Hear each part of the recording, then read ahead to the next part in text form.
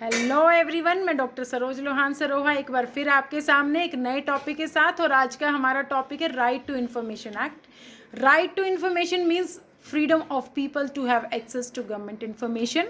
It implies the citizen and NGO should enjoy a reasonable amount of free access to all files and documents. इसका मतलब है सरकारी जितने भी files and documents हैं उनके प्रति लोगों में और NGOs में एक रीजनेबल फ्री एक्सेस की फ्रीडम लोगों को होनी चाहिए.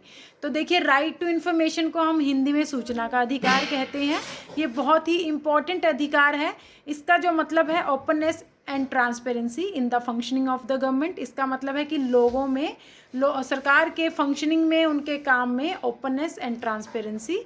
इसके बाद हम बात करेंगे कि इसकी ज़रूरत क्यों पड़ी. What is the necessity of RTI act. सबसे पहली बात है accountability of the government towards the people. सबसे पहले इसकी ज़रूरत पड़ी क्योंकि ये सरकार को अकाउंटेबल बनाती है, जिम्मेदार बनाती है लोगों के प्रति, और सरकार अपनी जिम्मेवारी को बखूबी निभाती भी है राइट टू इन्फॉर्मेशन एक्ट के ज़रिए. उसके बाद मैं बात करूँगी, दूसरी बात है gap between the administration and people is reduced. इस एक्ट के माध्यम से लोगों का और एडमिनिस्ट्रेशन के बीच का गैप कम होता है, क्योंकि लोग फ्रीली सरकारी जितने भी डॉक्यूमेंट्स हैं, फाइल्स हैं, उनके प्रति लोग फ्रीली उनको एक्सेस कर सकते हैं. उसके बाद मैं बात करूंगी awareness towards the public administration.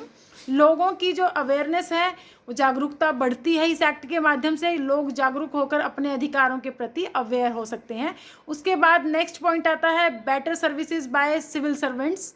देखिए, RTI एक्ट के माध्यम से यह सिविल सर्वेंट्स की और एडमिनिस्ट्रेशन की ड्यूटी बन जाती है कि वो सही समय पर मांगी हुई इन्फॉर्मेशन लोगों को दें. उसके बाद बात आती है constructive criticism of the administration.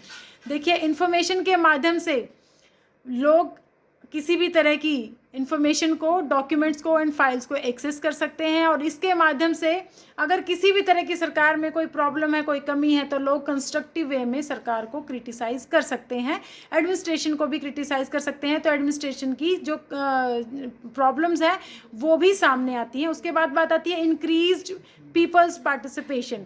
RTI के माध्यम से लोगों का जो पार्टिसिपेशन है, उनकी जो भागीदारी है प्रशासन में, वो बढ़ती है. इसके माध्यम से लोग अपने अधिकारों के बारे में जागरूक होते हैं और अपनी किसी भी तरह की इन्फॉर्मेशन सरकार से ले सकते हैं. उसके बाद बात आती है प्रमोट्स पब्लिक इंटरेस्ट. लोगों की भलाई के लिए ही ये एक्ट बना है. तो इस एक्ट के माध्यम से जो हम नेक्स्ट इसकी आवश्यकता की बात करते हैं, तो इसमें ये इसलिए भी ज़रूरी है क्योंकि इसके माध्यम से ही लोगों के जो हित हैं उनको बढ़ावा मिलता है. उसके बाद बात आती है रिड्यूस्ड करप्शन. सरकार की ट्रांसपेरेंसी बढ़ती है, सरकार की फंक्शनिंग की ट्रांसपेरेंसी बढ़ती है, तो ऑब्वियस सी बात है कि इससे भ्रष्टाचार कम होता है, क्योंकि सरकार को लोगों के प्रति अकाउंटेबल होना पड़ता है. इस एक्ट के माध्यम से ऐसा प्रोविज़न किया गया है. तो सरकार की जब अकाउंटेबिलिटी बढ़ेगी तो ऑब्वियस सी बात है ऑटोमेटिकली करप्शन कम हो जाएगी. नेक्स्ट बात आती है ओपननेस एंड ट्रांसपेरेंसी. इसके बारे में हम पहले भी बात कर चुके हैं कि इस एक्ट का जो मेन पर्पज़ है वो है openness and transparency of the people, of the government. Next बात आती है making administration more responsive to the people's need. लोगों की आवश्यकता के प्रति सरकार को बहुत ज़्यादा रिस्पॉन्सिव बनाता है ये एक्ट. इस एक्ट के माध्यम से सरकार ज़्यादा रिस्पॉन्सिव होती है, क्योंकि एक लिमिटेड टाइम के अंदर मांगी हुई इन्फॉर्मेशन सरकार को प्रोवाइड करवानी पड़ती है. इसके बाद बात आती है reduce the chances of abuse. इस एक्ट के माध्यम से अब्यूज़ के चांसेस कम हो जाते हैं, क्योंकि सब कुछ ट्रांसपेरेंस एंड ओपन होने के बाद कुछ भी ऐसा छिपा हुआ नहीं रह जा सकता जो सरकार छिपा सके और किसी भी तरीके से भ्रष्ट कोई भी एक्टिविटी सरकार कर सके. इसके बाद हम बात करेंगे ग्लोबल सिनेरियो क्या है करप्शन पे. करप्शन के ग्लोबल सिनेरियो की जब हम बात करते हैं तो स्वीडन पहला ऐसा कंट्री था वर्ल्ड में जिन्होंने RTI को इंट्रोड्यूस किया था इन 1766 में. स्वीडन के बाद जो दूसरा कंट्री था, उसके बाद USA ने 1966 में इसको इंट्रोड्यूस किया. उसके बाद न्यूजीलैंड ने 1982 में इंट्रोड्यूस किया, और UK ने 1 जनवरी 2005 को इंट्रोड्यूस किया. देखिए, 2005 UK ने इंट्रोड्यूस किया. उसके साथ ही इंडिया में भी 2005 में ही ये एक्ट आ गया था. It was enacted in 2005 only. और इसका एम वही था, अकाउंटेबिलिटी एंड ट्रांसपेरेंसी. जैसे दूसरे कंट्रीज़ में जो एम था, वही एम हमारे इंडिया में भी था इस एक्ट का. अब बात करते हैं कि इसके अलग वेरियस प्रोविजंस क्या थे, क्या क्या प्रोविजंस किए गए हैं इस एक्ट के माध्यम से. इसमें सबसे पहला प्रोविजन है appointment of information officer in each department. Her department में एक इन्फॉर्मेशन ऑफिसर की अपॉइंटमेंट की जाएगी, जिसका मेन काम होगा राइट टू इन्फॉर्मेशन एक्ट के तहत सूचनाएं प्रोवाइड करना। उसके बाद बात आती है 30 डेज डेडलाइन। अगर किसी की जीवन से संबंधित कोई मुद्दा नहीं है तो 30 दिन की डेडलाइन है किसी भी इन्फॉर्मेशन को देने की। 30 दिन के भीतर मांगी हुई इन्फॉर्मेशन एडमिनिस्ट्रेशन को प्रोवाइड करवानी पड़ेगी। 30 दिन से ज़्यादा वो डिले नहीं कर सकते। उसके बाद बात आती है liability. It is related to the liability of a government. Government liable है इन्फॉर्मेशन प्रोवाइड कराने के लिए, गवर्नमेंट की ये जिम्मेवारी बनती है, गवर्नमेंट रिस्पॉन्सिबल है इस चीज़ के लिए। मांगी हुई इन्फॉर्मेशन स्टिपुलेटेड टाइम में अगर नहीं देती है तो इसके लिए सरकार के प्रति कार्रवाई की जा सकती है। उसके बाद बात आती है free for BPL and reasonable amount for other people. जब हम RTI के लिए, कोई भी व्यक्ति RTI के लिए अप्लाई करता है, अगर वो बिलो पॉवर्टी लाइन के ग्रुप से है तो उसको फ्री में वो एक्सेस हो सकती है, वो फ्रीली वो इन्फॉर्मेशन पा सकता है।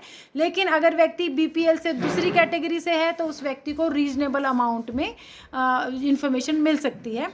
उसके बाद बात आती है imposes obligation of public offices. Public offices की ऑब्लिगेशन बन जाती है कि वो सही टाइम पर मांगी हुई इन्फॉर्मेशन लोगों को प्रोवाइड करवाए।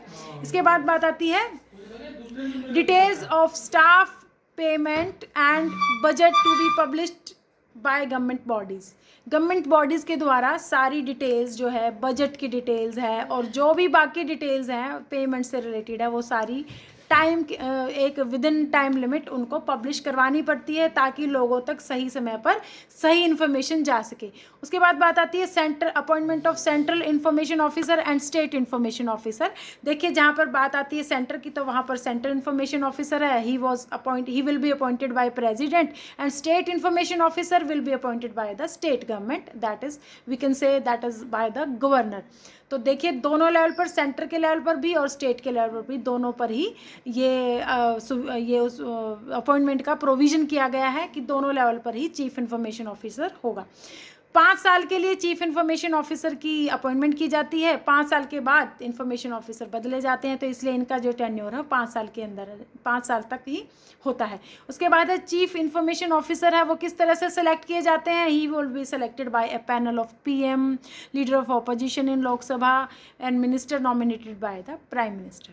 तो इन सभी के द्वारा चीफ इलेक्शन कमिश्नर की अपॉइंटमेंट की जाती है। उसके बाद बात आती है स्ट्रिक्ट पेनल्टीज। अगर सही टाइम पर इंफॉर्मेशन ना दी जाए तो ऐसे में इंफॉर्मेशन ऑफिसर के अगेंस्ट स्ट्रिक्ट पेनल्टीज का प्रावधान भी है, जिसमें उनको किसी भी तरह की चीज़ों में नेग्लिजेंस को अवॉइड करने के लिए ऐसा प्रावधान किया गया है।